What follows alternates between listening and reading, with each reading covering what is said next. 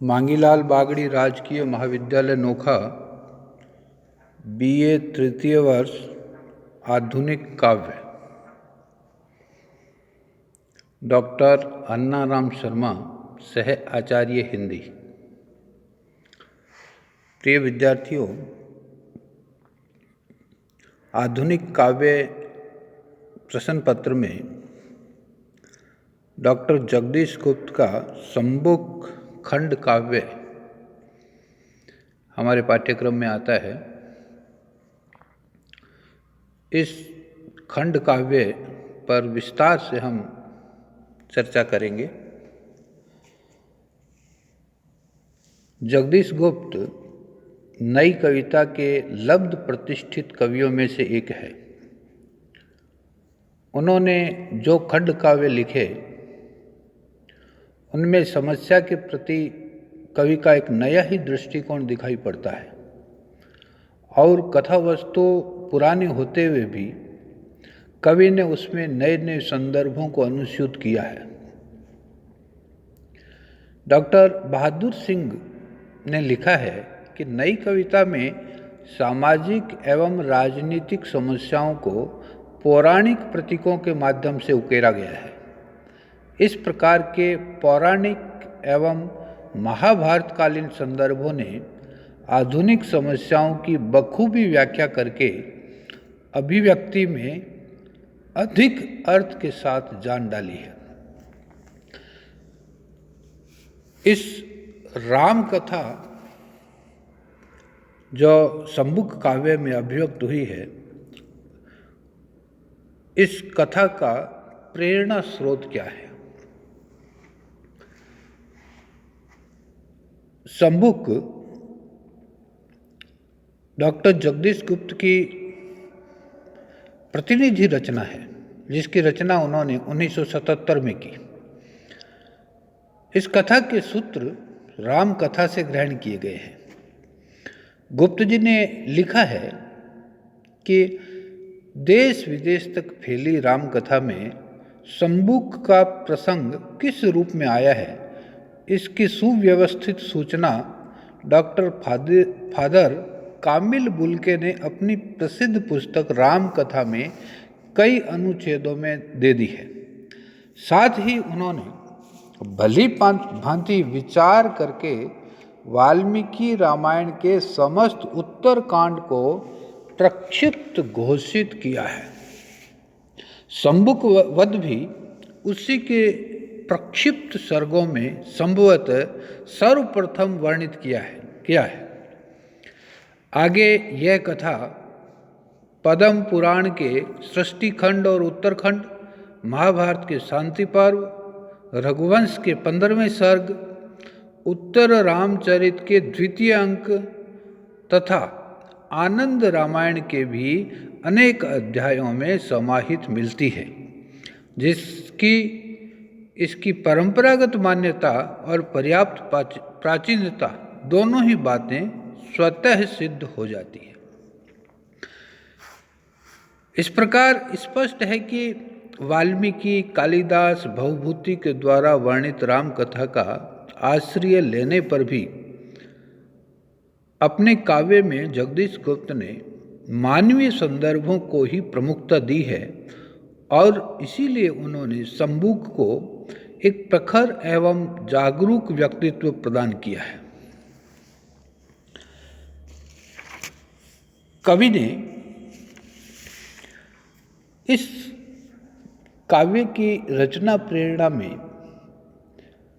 1975 में भारतीय लोकतंत्रात्मक व्यवस्था में की गई आपातकाल की घोषणा को भी माना है। आपातकाल की घोषणा स्पष्टतः अभिव्यक्ति की संवैधानिक स्वतंत्रता पर एक प्रकार का प्रतिबंध था। इस प्रतिबंध के कारण सत्ता एवं सत्ताधारियों के खिलाफ कुछ कहा जाना घातक सिद्ध हो सकता था। ऐसे में जगदीश गुप्त ने मनुष्य के अधिकारों, वाणी की अभिव्यक्ति के अधिकारों का हनन होते देखा तो वे मौन कैसे रह सकते थे। अभिव्यक्ति पर लगे प्रतिबंध का विरोध करने के लिए उन्होंने संबूक के माध्यम से अपनी बात रखी। इस प्रकार संबूक की कथा के सूत्र जहाँ पौराणिक प्रसंगों से जुड़े हुए हैं, वहीं नवीन घटनाओं से भी जुड़े हुए हैं। इन पौराणिक और नवीन घटनाओं के अतिरिक्त कुछ आधुनिक कवियों के काव्य को भी जगदीश गुप्त ने ध्यान में रखा है। कन्नड़ भाषा के आधुनिक कवि कुवेंपु के शूद्र तपस्वी नामक काव्य से भी उन्होंने प्रेरणा प्राप्त की।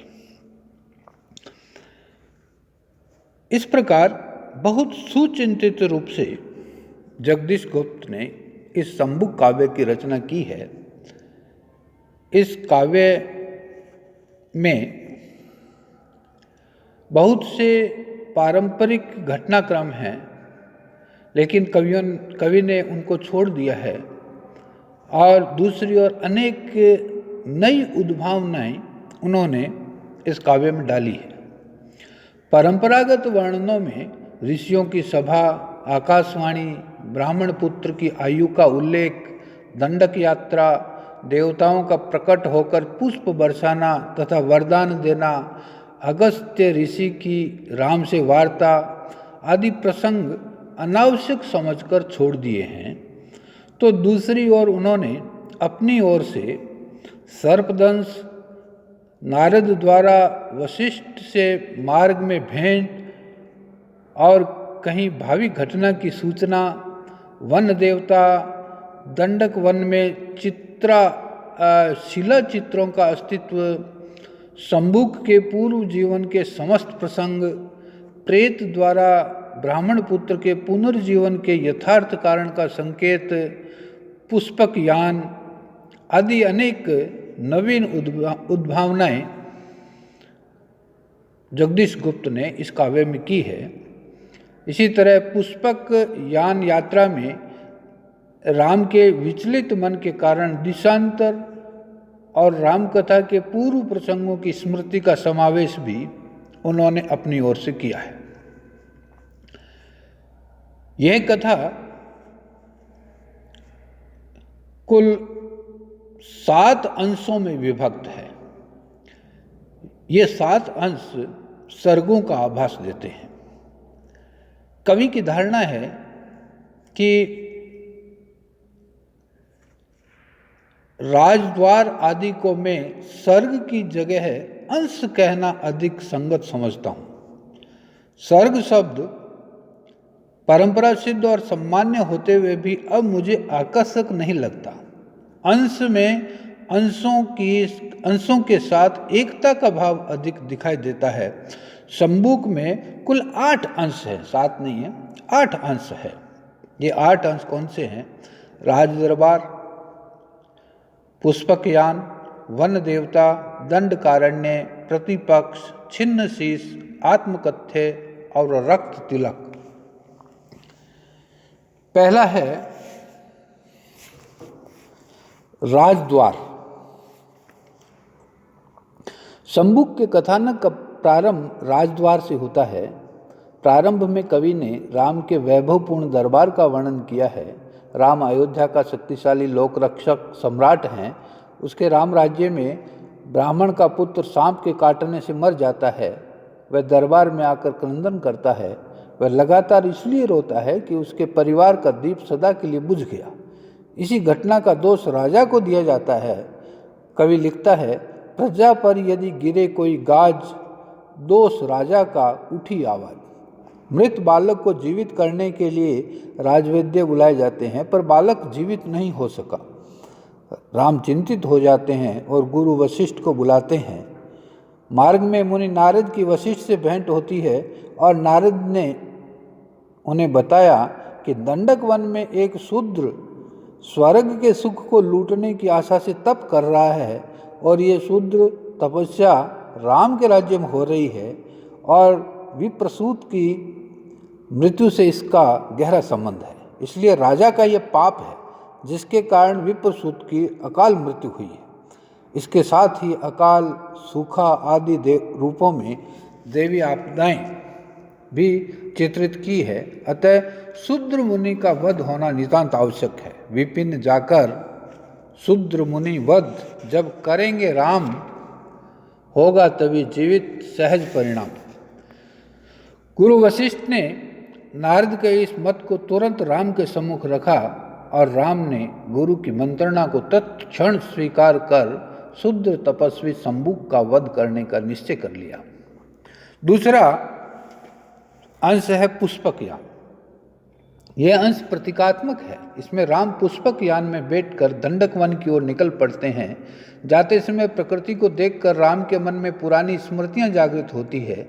त्रिवेणी संगम को देखकर उन्हें सीता की याद आती है। उसके बाद यान उत्तर दिशा की ओर जाता है। वहाँ राम अपार प्रकृति सौंदर्य को निहारते हैं। फिर उनका यान पूर्व दिशा की ओर चल पड़ता है।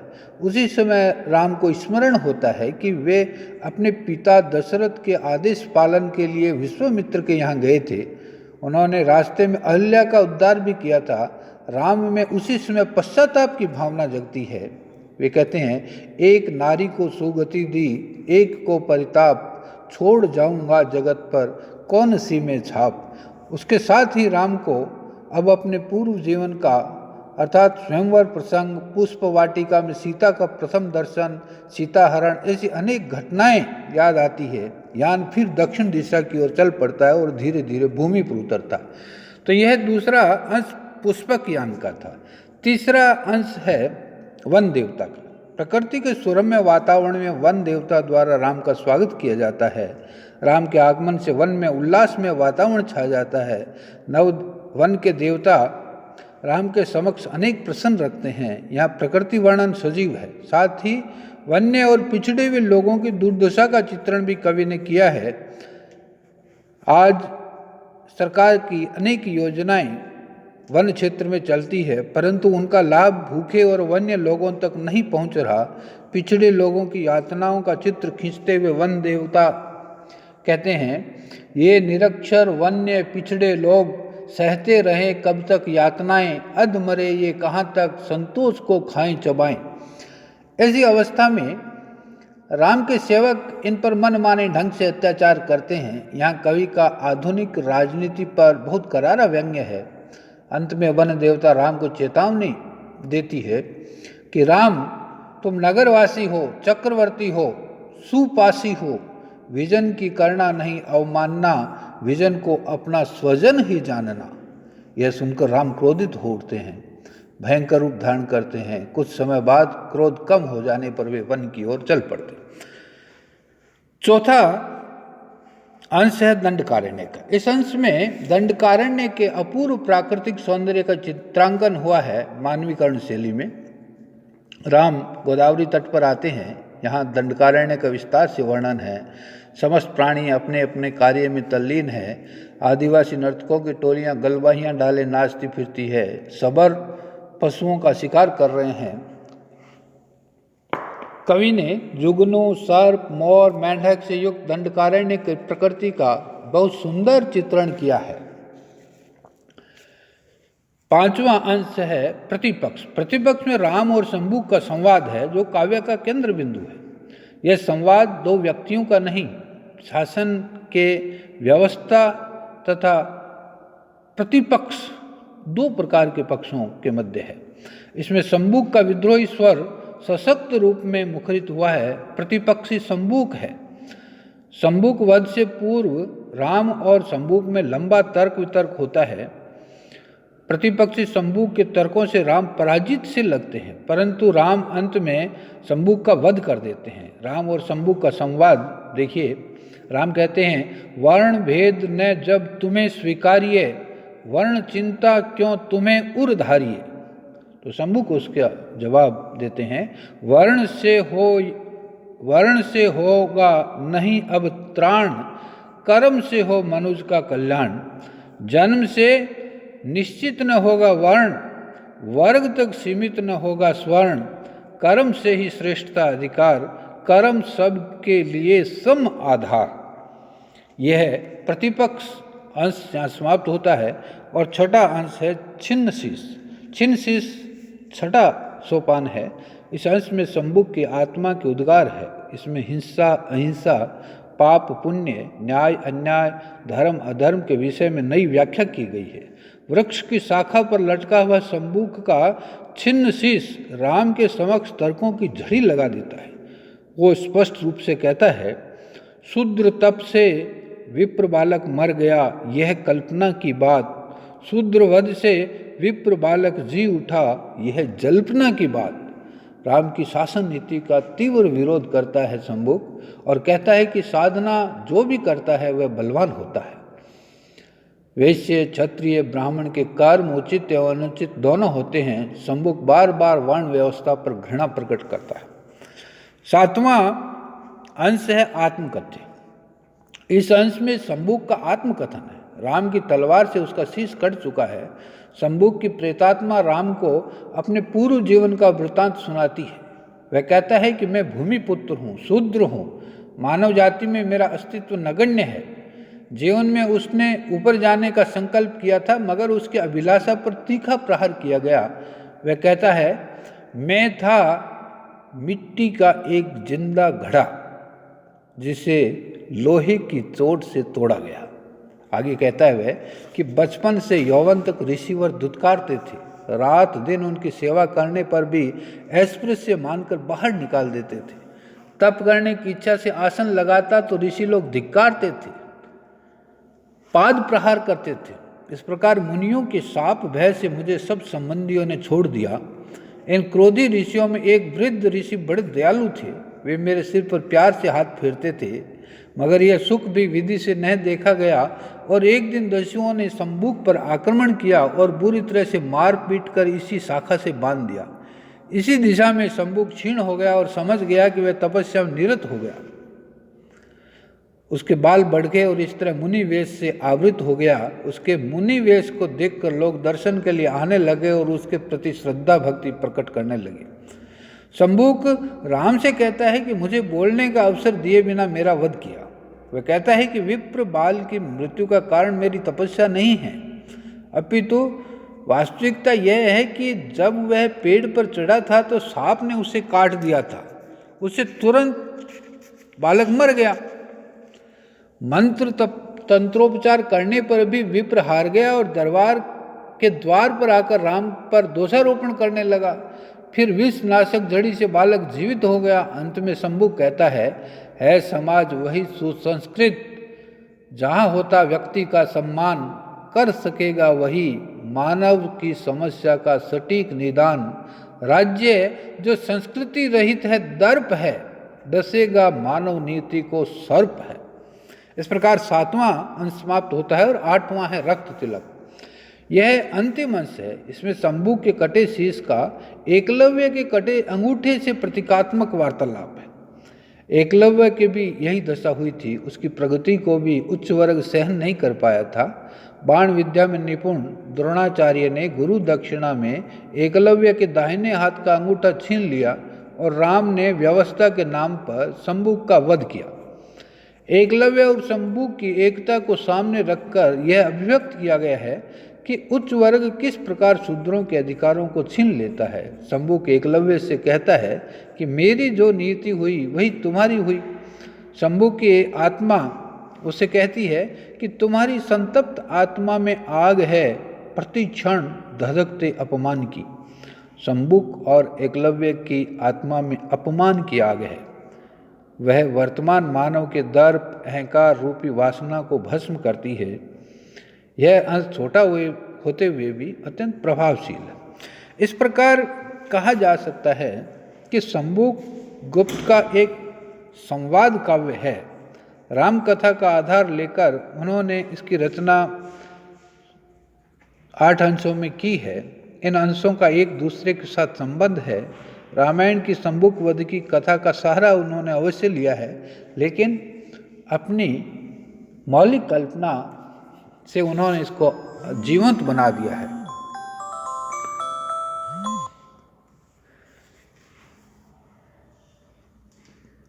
सम्बुक वध करना एक प्रकार से भारतीय समाज व्यवस्था में राम के चरित्र पर एक प्रकार का लांछन है। इस मिथक को लेकर कवि आज के लोकतंत्र में सामाजिक और राजनीतिक स्थिति को स्पष्ट करते हैं, स्वातंत्र्य, समता और न्याय की मांग करते हैं।